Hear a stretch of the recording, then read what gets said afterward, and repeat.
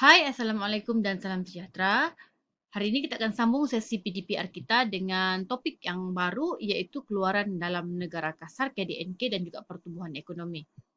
Jadi sebelum cikgu pergi terangkan secara terperinci objektif pembelajaran kita pada hari ini ialah yang pertama, murid dapat menyatakan maksud KDNK. Yang kedua, menyatakan jenis pengiraan KDNK. Yang ketiga, menyatakan maksud pertumbuhan ekonomi. Yang keempat, menjelaskan sebab berlakunya pertumbuhan ekonomi. Dan yang kelima, menjelaskan akibat pertumbuhan ekonomi. Baiklah, kita akan lihat terlebih dahulu apakah yang dimaksudkan dengan KDNK. Jadi KDNK ini ialah keluaran dalam negara kasar. So, KDNK ialah jumlah nilai pasaran barang dan perkhidmatan akhir yang dikeluarkan oleh semua faktor pengeluaran dalam sesebuah negara dalam tempoh setahun. KDNK menghitung nilai barang dan perkhidmatan yang dihasilkan oleh semua faktor pengeluaran dalam sesebuah negara dalam tempoh setahun. Contohnya, seorang jurutera negara China dihantar ke pejabat cawangan Malaysia dianggap menyumbang dalam KDNK Malaysia walaupun beliau bukan faktor buruh dan bukan milik Malaysia. Tetapi kalau barang itu hasil daripada dia kerja disumbangkan ke dalam negara, dibuat di dalam negara, maksudnya dia menyumbang kepada KDNK negara.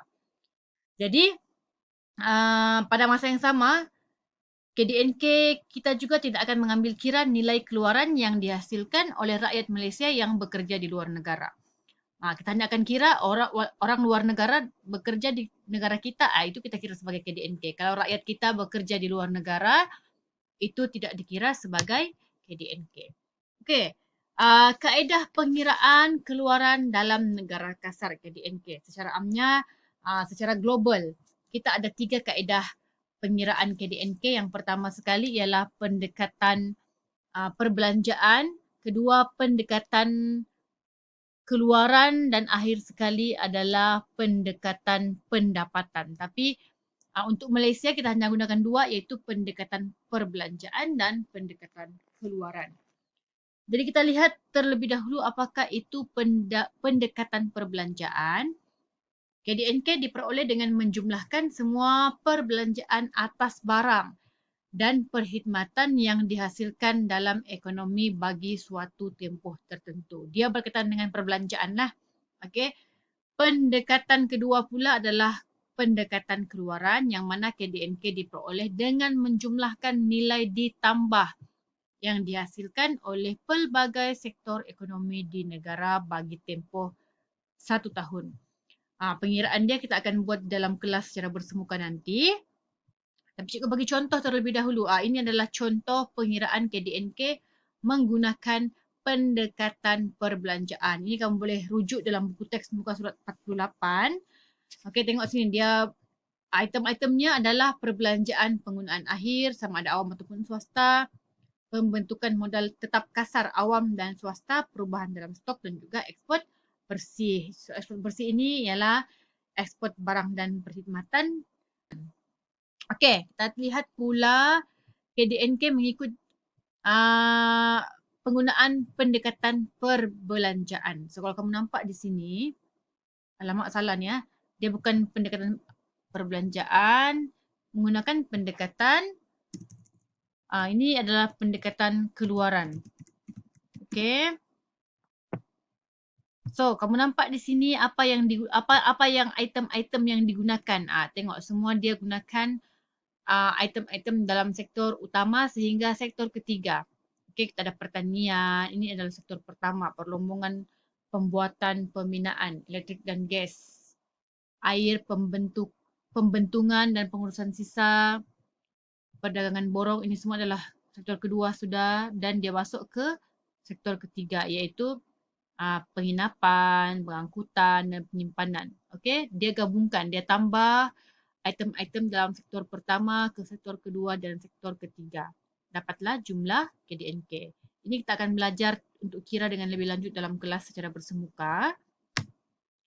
Baiklah, kita pergi ke topik seterusnya iaitu 1.2.7 pertumbuhan ekonomi Malaysia.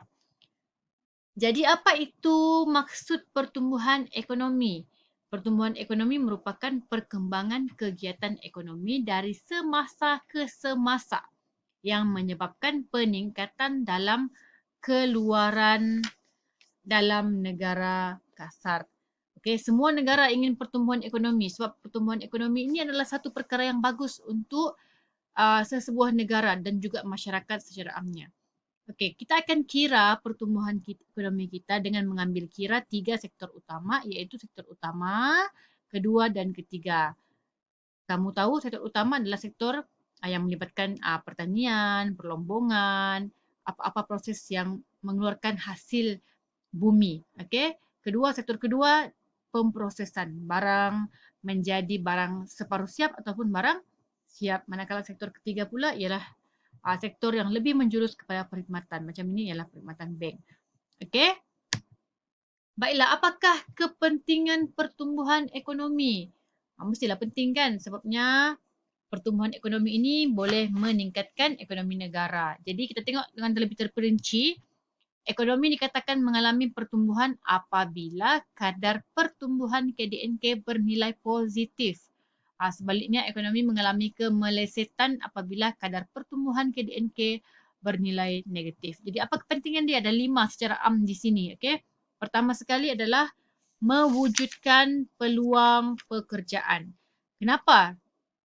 Wujud peluang pekerjaan bila berlaku pertumbuhan ekonomi. Sebabnya, bila pertumbuhan ekonomi berlaku, kita akan meningkatkan jumlah pengeluaran barang dan perkhidmatan. Itulah sebab kenapa pertumbuhan ekonomi berlaku. Jadi bila meningkat aktiviti pengeluaran barang dan perkhidmatan, maka firma memerlukan ramai pekerja. Jadi dia mewujudkan lebih banyak peluang pekerjaan. Kedua, mengurangkan kadar kemiskinan. Bila ramai rakyat dapat pekerjaan, ramai rakyat dapat pendapatan, maka ia dapat mengurangkan kadar kemiskinan. Merapatkan jurang pendapatan. Bila kurang rakyat yang miskin, bermakna ia sudah berjaya merapatkan jurang pendapatan. Kepentingan keempat, meningkatkan taraf kebajikan masyarakat melalui peningkatan pendapatan dan jumlah output negara serta kualiti barangan yang lebih baik. Bila kita berlaku pertumbuhan ekonomi ini, kita dapat teknologi, jadi dia dapat meningkatkan kualiti barangan.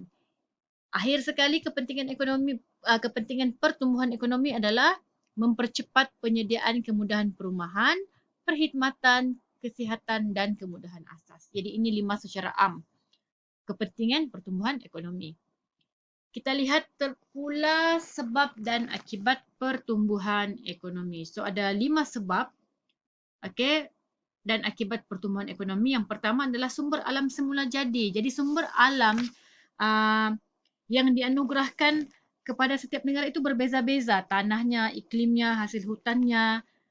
Jadi perbezaan ini menyebabkan kita boleh melaksanakan pengeluaran yang berbeza-beza. Jadi negara yang banyak sumber alam semula jadi dia akan menarik pelabur asing untuk melabur dalam negara tersebut. Kedua, jumlah penduduk dan bekalan tenaga buruh. Bila jumlah penduduk bertambah, jumlah tenaga buruh juga akan bertambah. Jadi ini akan membantu untuk meningkatkan lagi aktiviti pengeluaran. Ramai buruh kita boleh buat banyak aktiviti pengeluaran, maka ia akan meningkatkan permintaan terhadap barang dan perkhidmatan di pasaran. Jadi bila banyak barang dan perkhidmatan, pendapatan negara meningkat, maka ia dapat mendorong kepada pertumbuhan ekonomi. Ketiga, kemajuan teknologi. Kemajuan teknologi ni, kalau kita ada teknologi yang bagus, dia akan membantu meningkatkan kecekapan pengeluaran.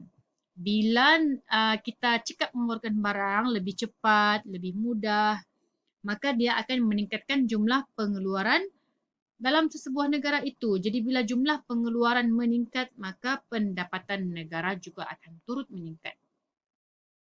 Sebab keempat, pelaburan dalam aktiviti ekonomi. Bila kita ada banyak sumber-sumber dalam ekonomi, macam tadi kan sektor pertama itu, sektor pertama, kedua, ketiga, maka semakin banyak barang dan perkhidmatan yang boleh dikeluarkan dalam ekonomi kita. Jadi dia akan menarik perhatian pelabur luar untuk melabur dalam aktiviti ekonomi. Sebab yang kelima pula adalah sistem sosial dan sikap masyarakat. Okey, keadaan sosial dan politik yang stabil dalam sesebuah negara akan memberi keyakinan kepada pelabur tempatan maupun pelabur asing untuk melabur dalam negara kita. Jadi bila ramai pelabur, dia akan memberikan jumlah modal yang besar, maka kita dapat memperbesarkan aktiviti ekonomi, maka berlakulah pertumbuhan ekonomi. Jadi dia bergantung juga kepada sistem sosial dan sikap masyarakat. Kalau negara kita balik-balik ada demonstrasi, balik-balik ada pergaduhan, pelabur luar pun takut untuk melabur. Jadi kita akan mengalami kurang pertumbuhan ekonomi. Okay. Baiklah, kita pergi ke isi terakhir iaitu akibat pertumbuhan ekonomi. Jadi semua negara di dunia ini inginkan pertumbuhan ekonomi sebab bila berlakunya pertumbuhan ekonomi bermakna pendapatan negara kita juga akan turut meningkat. Ia memberi kesan yang positif lah kepada negara kita. Jadi itu adalah akibat lah. Jadi apakah akibat yang pertama? Penyediaan infrastruktur fizikal yang lebih baik kepada masyarakat sebuah negara. Jadi bila pertumbuhan ekonomi berlaku, kerajaan dapat menyediakan infrastruktur fizikal yang lebih baik. Contohnya jalan raya yang lebih baik, sistem pengangkutan yang lebih baik macam tren, LRT. Ia dapat memudahkan urusan ekonomi dalam sesebuah negara. Kedua, peningkatan taraf pendidikan penduduk. Bila pertumbuhan ekonomi berlaku, maka taraf pendidikan penduduk juga turut meningkat sebab banyak institusi pendidikan diwujudkan. Contoh institusi yang melibatkan latihan kemahiran teknik, industri ataupun IPT awam, IPT swasta itu semakin banyak. Jadi dia dapat meningkatkan taraf pendidikan penduduk. Ketiga, peningkatan sifat keusahawanan. Bila berlaku pertumbuhan ekonomi, pendapatan, kuasa beli masyarakat akan turut meningkat. Keadaan ini akan mencipta peluang perniagaan kepada usahawan yang kreatif untuk memenuhi kehendak masyarakat. Jadi secara tidak langsung ia meningkatkan sifat keusahawanan masyarakat dalam sebuah negara. Dan akhir sekali adalah ketidakstabilan politik dan sosial. Kestabilan politik dan sosial, salah. Okey, bila pertumbuhan ekonomi berlaku, maka dia akan mendorong kepada kestabilan politik dan sosial. Okey, jadi dia dapat mengurangkan kadar pengangguran, dapat mengurangkan kes jenayah dalam sebuah negara.